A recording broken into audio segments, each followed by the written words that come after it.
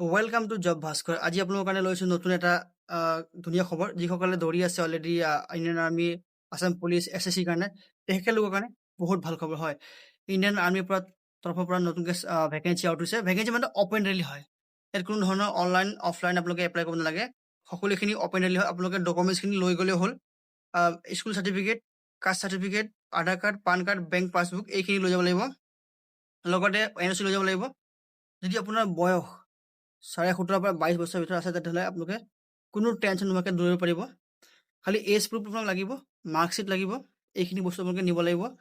এইখিনি হৈছে সকলোখিনি ৰানিং হ'ব অৰুণাচলত আৰু এক্সাম হ'ব মেঘালয়, শ্বিলঙত। তো সকলোখিনি মই ভিডিঅ'তে মই ক্লিয়াৰ কৰি দিছোঁ। আপোনালোকে বিনা স্কিপ কৰি চাব। যদি ভিডিঅ'টো নতুনকৈ আহিছে, প্ৰথমবাৰ চেনেলত ভিজিট কৰিছে, তেনেহ'লে চেনেলটো ছাবস্ক্ৰাইব কৰি দিব আৰু লাইক আৰু শ্বেয়াৰ কৰিব নিজৰ বন্ধু বান্ধৱীৰ লগত। এই অপেন ৰেলীটো হ'ব টেংগা, ৱেষ্ট কিমিং, অৰুণাচল প্ৰদেশত। ৱেষ্ট কিমিং এটা ডিষ্ট্ৰিক্ট হয়। আপোনালোকে গুগলত চাৰ্চ কৰিলে গম পাই যাব। তো ইয়াতে আপোনালোকৰ 1 ছেপ্টেম্বৰ পৰা 4 ছেপ্টেম্বৰলৈকে অপেন ৰেলী হ'ব। কোনো ধৰণৰ কাষ্ট, কোনো ধৰণৰ বেলেগ এপ্লাই কৰিব নালাগে, অফলাইন, অনলাইন। আপোনালোকে গ'লেই হ'ল আৰু লগতে ডকুমেণ্টছখিনি লৈ গ'লেই হ'ল। অপেন ৰেলী হয়। ছেকেণ্ড স্কোৱাড অৰুণাচলৰ পৰা তৰফৰ পৰা এইটো অপেন ৰেলী আয়োজন কৰা হৈছে। তো সকলোখিনি মই আপোনালোকে এটা ডিছক্ৰিপশ্যনত দি দিম বা এটা পোষ্টাৰ লগাই দিম। সেই পোষ্টাৰত আপোনালোকে ভিডিঅ'টো প'ষ্ট কৰি বা স্ক্ৰীনশ্বট মাৰি হ'লেও আপোনালোকে চাব পাৰিব। এটা কথা মনত ৰাখিব, হাইট আপোনাক লাগিব 160, পূৰা 160 লাগিব, তেতিয়াহে আপোনালোকৰ হ'ব। এইটো কথা মই ক্লিয়াৰ কৰি দিছোঁ। ল'ৰা ছোৱালী কোনো কথা নাই, গ'লেই হ'ল, আপোনালোকে দৌৰিব পাৰিব। এটা কথা মনত ৰাখিব, আপোনালোকক কাষ্ট চাৰ্টিফিকেট লাগিব, কিন্তু ডকুমেণ্টছ লাগিব, এজ প্ৰুফ লাগিব। এইখিনি বস্তু আপোনালোকে নিবই লাগিব, তেতিয়া আপোনালোকে দৌৰিব দিয়া হ'ব।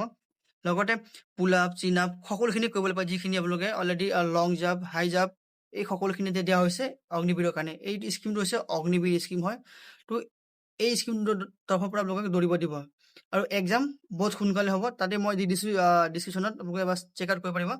লগতে এটা কথা মই আপোনাক মেনশ্যন কৰি দিছোঁ, যিসকলে অলৰেডি দৌৰি আছে তেখেতলোকে এই চেনেলটো ছাবস্ক্ৰাইব কৰি ৰাখিব, যাতে এই চেনেলত সকলো ধৰণৰ ইনফৰমেশ্যন মই আপোনালোকক ক্লিয়াৰ কৰি দি দিম। যদি কিবা ডাউট থাকে তেতিয়াহ'লে চেনেলটো ছাবস্ক্ৰাইব কৰি দিব পাৰিব। আৰু যদি কিবা বুজি পোৱা নাই তেতিয়া কমেণ্ট কৰিব, কমেণ্টটো মই আপোনাক তুৰন্ত ৰিপ্লাই কৰি দিম। আৰু লগতে এটা কথা ক্লিয়াৰ আছে, ইণ্ডিয়ান আৰ্মি এইবাৰ 4 বছৰ যা হৈ গ'ল অগ্নিবীৰ, তেখেতলোক এতিয়া বাহিৰ হ'ব।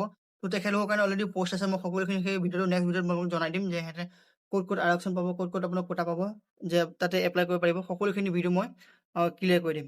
আকৌ মই কৈ দিছোঁ 1 ছেপ্টেম্বৰৰ পৰা 4 ছেপ্টেম্বৰলৈকে ৰানিং হ'ব অপেন ৰেলী অৰুণাচল প্ৰদেশৰ ছেকেণ্ড স্কোৱাড অৰুণাচল তৰফৰ পৰা। 1 তাৰিখৰ পৰা 4 ছেপ্টেম্বৰলৈকে ৰানিং হ'ব অপেন ৰেলী। যদি ভিডিঅ'টো ভাল হৈছে তেনেহ'লে চেনেলটো ছাবস্ক্ৰাইব কৰি দিব আৰু নিজৰ বন্ধু বান্ধৱীৰ লগত ভিডিঅ'টো শ্বেয়াৰ কৰি দিব। জয় হিন্দ।